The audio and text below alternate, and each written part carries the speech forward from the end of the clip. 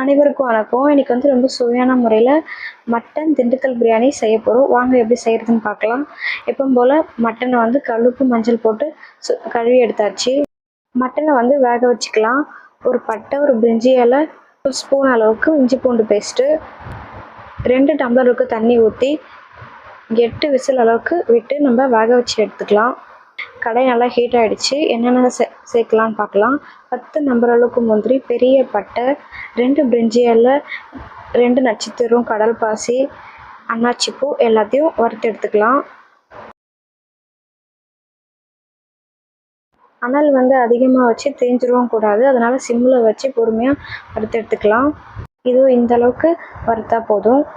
மிக்சியில் மாற்றியாச்சு. இப்போ இதை நல்லா பவுடராக அரைச்சி எடுத்துக்கலாம். பெரிய சைஸு 3 வெங்காயம், 2 பச்சை மிளகாய் சேர்த்து அரைச்சிக்கலாம். மீடியம் சைஸில் இருக்க 4 தக்காளி, இதையும் நல்லா அரைச்சி எடுத்துக்கலாம். சீரக சம்பா அரிசி வந்து நம்ம ஒரு 20 நிமிஷத்துக்கு முன்னாடியே ஊற வச்சிடலாம். பாத்திரம் நல்லா ஹீட் ஆகிடுச்சு. இப்போ வந்து நம்ம நெய் சேர்த்துக்கலாம். ஒரு 3 ஸ்பூன் அளவுக்கு.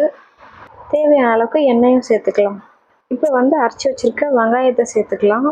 வெங்காயோட பச்சை ஸ்மெல்லு போகணும், ஏன்னா நம்ம வந்து அரைச்சி எடுத்துருக்கோம். நல்லா வதங்கவும் செய்யணும்.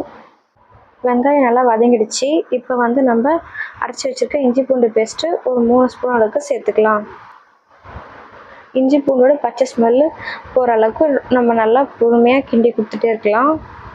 இஞ்சி பூண்டு விழுது நல்லா வதங்கிடுச்சு. இப்போ வந்து நம்ம அரைச்சி வச்சுருக்க மசாலாவை சேர்த்துக்கலாம்.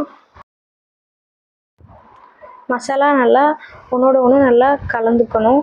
அடி பிடிக்காத அளவுக்கு சிம்மில் வச்சுட்டு, சில நேரம் உங்களுக்கு அடி பிடிக்கிற மாதிரி தெரிஞ்சால் ஒரு 1/4 டம்ளர் அளவுக்கு தண்ணி சேர்த்துக்கோங்க. இப்போ நம்ம அரைச்சி வச்சுருக்க தக்காளியை சேர்த்துக்கணும். இப்போ வந்து நம்ம 1/2 கப் அளவுக்கு தயிர் சேர்த்துக்கலாம். நல்லா கிளறி விட்டுக்கலாம். இப்போ வந்து 1 ஸ்பூன் அளவுக்கு தனி மிளகாய் தூள் சேர்த்துக்கணும். வேக வச்ச மட்டனை சேர்த்துக்கலாம். தண்ணி ஏறிக்கிட்டு மட்டனை மட்டும் திக்கான கிரேவியாக ஆகிடுச்சு. எண்ணெய் பிரிஞ்சு நல்லா வந்திருக்கு. இப்போ வந்து மட்டனை சேர்த்துக்கலாம். மட்டனை சேர்த்துட்டு நல்லா நம்ம கிளறி விடணும். மட்டனில் இந்த மசாலாலாம் நல்லா இறங்கணும். நம்மளே புதினாவை சேர்த்துக்கலாம். நம்ம ஒரு 800 ml அளவுக்கு தண்ணி சேர்த்துக்கலாம். தேவையான அளவுக்கு உப்பு சேர்த்துக்கலாம். இப்போ நல்லா கிளறிட்டு இது நல்லா கொதி வரட்டும். இப்போ வந்து கொதி வந்துடுச்சு தண்ணி. இப்போ வந்து நம்ம ஊற வச்சுருக்க சீரக சம்பா அரிசியை சேர்த்துக்கலாம். அரிசி போட்டதுக்கப்புறம் நல்லா கொஞ்சம் பொறுமையாக கிளறி விட்டுக்கலாம். நல்லா அரிசி கொதி வந்துடுச்சு. நல்லா கொஞ்சம் கிளறி விடலாம்.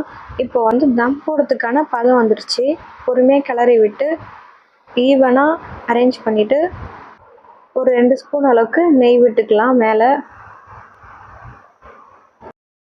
தம் வந்து 20 நிமிஷம் சிம்லையும் 10 நிமிஷம் ஸ்டவ்வை ஆஃப் பண்ணியும் தம் போட்டு எடுத்துக்கலாம். ரொம்ப அருமையான திண்டுக்கல் ஸ்டைலில் மட்டன் பிரியாணி ரெடி ஆகிடுச்சு. நீங்களுமே இதையே ட்ரை பண்ணி பாருங்கள். கண்டிப்பாக ட்ரை பண்ணி பார்த்துட்டு கமெண்ட் பண்ணுங்கள். சேனலை பிடிச்சிருந்தா சப்ஸ்கிரைப் பண்ணுங்கள், லைக் பண்ணுங்கள், கமெண்ட் பண்ணுங்கள், ஷேர் பண்ணுங்கள். தேங்க்யூ.